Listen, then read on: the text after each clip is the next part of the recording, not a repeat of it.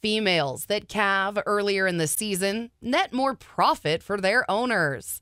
Research from across the country proves it.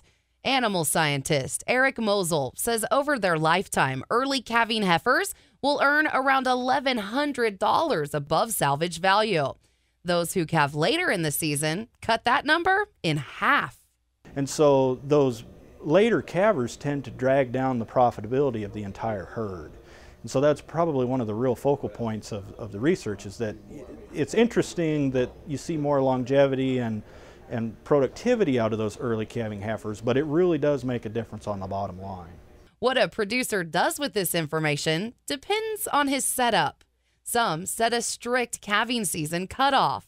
If a heifer doesn't fit into that 45-day window, for example, they head down the road. Right now, the market supports anything that breeds late, can just simply be turned around and marketed as a bred heifer, and can be quite profitable.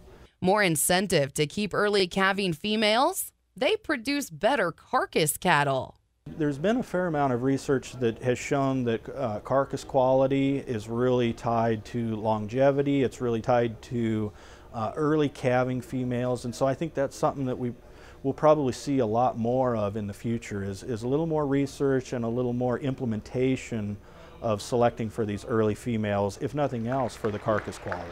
Mosel says that's something that any producer can benefit from, regardless of marketing.